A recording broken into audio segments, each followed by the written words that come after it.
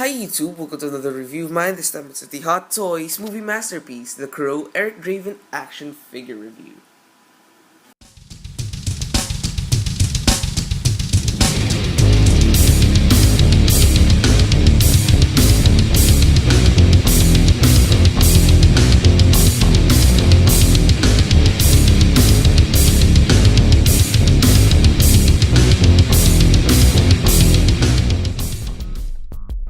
Now before we actually get started with the actual figure review, I just want to say that starting from this video onwards, I'm gonna use like a newish format on my reviews, just so I could give my reviews a much more neat appearance than it was before. It's not really that new, just I just did some changes on my reviews. Now starting with the actual figure review itself, as usual, before we look at the figure, we look at the packaging first. So look at the box of the figure. As you can see at the top, it says 1/6 scale collectible figure. Down there it says the Crow with a nice logo there. Also says Eric Draven down below, Hot Toys logo and the movie masterpiece logo. The whole entirety of the front of the box shows the poster that they used when the movie was being shown in theaters like a long time before. You can see there the photo I mean. You can see there Eric Draven like walking in the rain. Also, if you can see there properly, it has this texturing on the box, like raised indentations on the box. These raised indentations simulate the look of a crow's feathers. As you can see there, really nice. At the side, it's only black again with those patterns. At the side, on the other side, also black. At the top, again, nice logo of the crow right there with the white stripe running down towards the front of the box. At the back of the box, you can see here like the credits for the guys that made this figure possible. Now opening the box, as you can see here, it's more of like a shoebox style packaging. When you open the box inside, you can see this cardboard insert. We'll have a better look at this cardboard insert later on in the review. Once you remove that cardboard insert, you can see inside are these plastic trays that is used to hold the figure inside. Of course, there's no figure inside anymore since I removed the figure from packaging. So that's enough of the packaging. Now let's get to the figure. Now for this figure's sculpt, I have to say this is really amazing. It captures Brandon Lee's likeness. Even though it has this slight more than neutral expression, he has this like menacing grin on his face. It captures the grin that Brandon Lee often uses in the movie. It's really nice.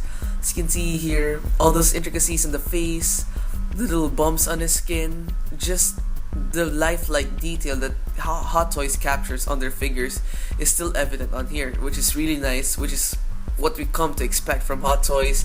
Also the hair, the layered look on the hair, I really love it. Going down to his hands, I'm showing the parts here that are actually sculpted into the figure. The hands look good. They really look proportionate compared to the body. And then the boots down there really look nice. When it comes to the paint, going back to his face, as you can see there, the white paint he has on his face doesn't look like white paint at all. It looks like makeup, like the way it is shown in the movie. It's really lifelike. And also the black eyeliner he has around his face, and the black lipstick he has on his lips. It's not entirely black, as you can see. It's a little bit more brown on his lips, again to simulate that lifelike appearance that is shown in the movie. The eyes on Eric Draven really look lifelike.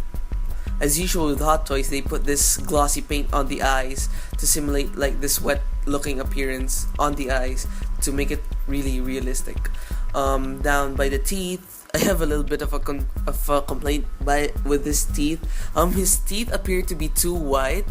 I would have liked it to be a little bit unclean since he came from the grave anyways. But not that dirty though. Just enough like it won't seem like he brushed his teeth before fighting crime. Going down, looking at his neck, as you can see there, the paint, the face paint he has on his face fades the further you go down his neck. Again, just that realistic, very realistic approach by Hot Toys. It's just awesome. Going down again to his hands, the electrical tape is painted in a shiny black paint to simulate like how real electrical tape looks. Again, detail in the skin, just awesome. The skin tone is very perfect to how it looked in the movie, at least on what we actually see in the movie. On the boots, nice gray paint over here. Although I wish that they put a little bit of mud on his boots because it rains most of the time in the movie, and he actually got these boots in the dumpster. So I wish that they put a little bit more wear in the boots, like a little bit of mud, a little bit of dirt, just to simulate again how it looked in the movie. Now for this figure's outfit, as you can see here, it has this really nice leather jacket. This jacket he got from Tintin in the movie right after killing Tintin, but from what I know, this is not actually real leather.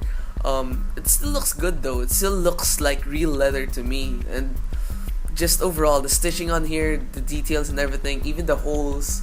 If you can look closely at the holes he has, like it's got a little bit of blood dripping down them, and then it's got these little pockets, these little stitches. Everything on this coat is just well done.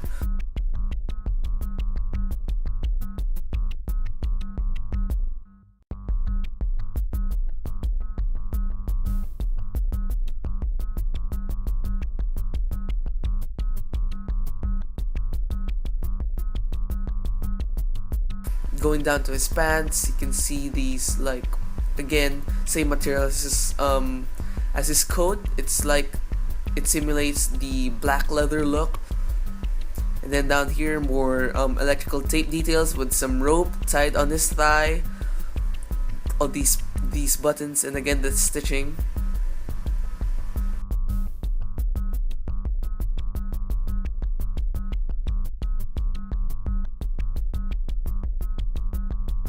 Around his neck is like this necklace, this makeshift necklace he made in the movie, just so he could hang the ring by around his neck. Just a little remembrance of Shelly from the movie.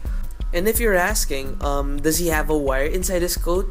The answer is yes. He does have a wire inside the coat running along the edges of the coat, so you can post the coat any which way you want as if it's being blown by the wind, which is really awesome. A nice feature, again, put here by Hot Toys.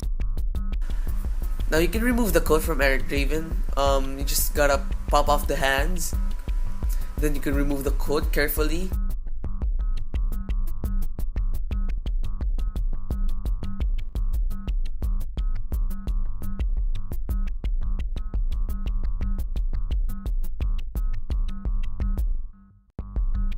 And underneath the coat, he had this long sleeve shirt that again looks very accurate to the way it looked in the movie. Again, all these electrical tape designs, the rope, all those holes, just really nice. And again, this coat, his costume doesn't hinder his articulation much. The pants hinder his leg articulation a bit, just because they are a bit tight fitting. But overall, just it doesn't hinder his articulation as much as other figures' outfits hinder their articulation. So I'm really impressed with that.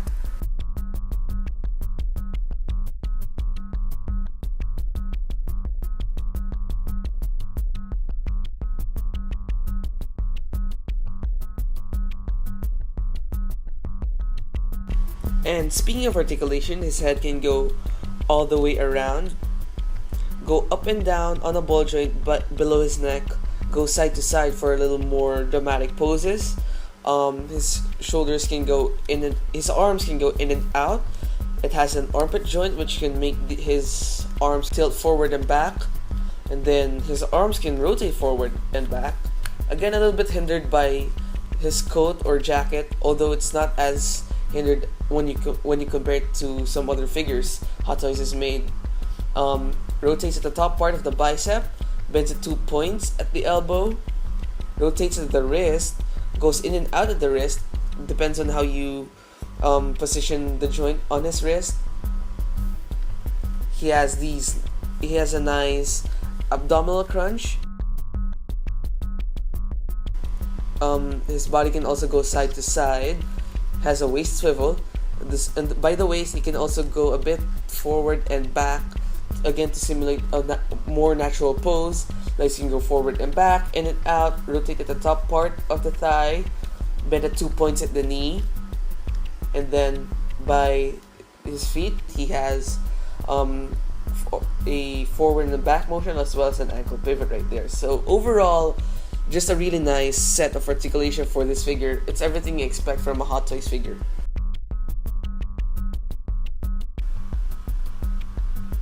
For accessories, we're gonna start off with his hands. He's got 2 fist hands, as you can see here, really nice detail. It matches the detail on the actual hands. I have an Eric Draven right now. Again, with those shiny black paint on the electrical tape and the really nice skin tone on the hands, the actual flesh on his hands. He's got 2 open palm or open gesture hands. He uses this a lot in the movies, as well as in the promotional posters for the movie. And he's got 2 gripping hands. These gripping hands are used for his guitar, or if you have the Sideshow exclusive one, the wind vane that comes with it. So again, really nice detail in these things. Second accessory we have here is, as I mentioned earlier, his guitar. As you can see here, it's got this really nice glossy metallic, or not metallic, like shiny paint or finish on the actual body of the guitar. It looks very, very real. All these intricacies on the these little knobs by the end, all these frets, these I'm not much of a guitar guy, but I do know the name of some parts. The whammy bar, these metal parts right here. And if you'll notice, these strings are actual strings, not like actual guitar strings, but they're like made of these nylon strings, which I find really, really amazing that Hot Toys has put this much level of detail on this figure. At the back, you got here a little tan color, again to simulate the wood that this guitar is supposedly made of. Now, there's a bit of a controversy about this guitar. In the movie, he uses a different kind of guitar, and a lot of people say that this guitar is inaccurate. This guitar he has here looks more like an Ibanez, which is different from what he actually has in the movie. For me, I really don't mind, but if you're really a nitpicker, you can actually buy 1/6 scale guitars from the market, again to just simulate the way he looked in the movie, if you're really that much of a accuracy enthusiast. But me, again, I don't really mind. It looks cool on him, and I'm fine with it. The guitar also has this leather strap which you can put on it just by hooking at these little circles or like buttons by the ends of the guitar. Then you can sling it over his shoulder. Again, you can use the hands I showed earlier to hold the guitar.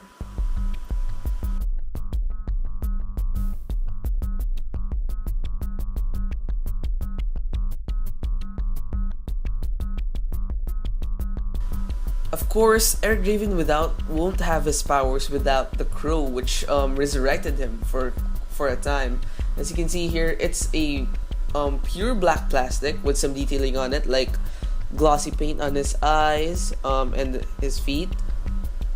The detailing here is really, really awesome. All those feathers, all those intricacies in here.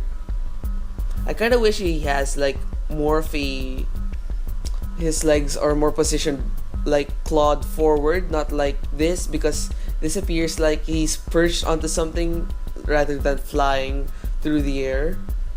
But I'm fine with it. At the back of the bird, you can see here like by his butt, you can see here like it has a hole in its butt, so you can plug in the clear stand, and then you can in turn plug the clear stand onto a black base, so you can display the crow as if it's flying around Eric Draven, which is really cool.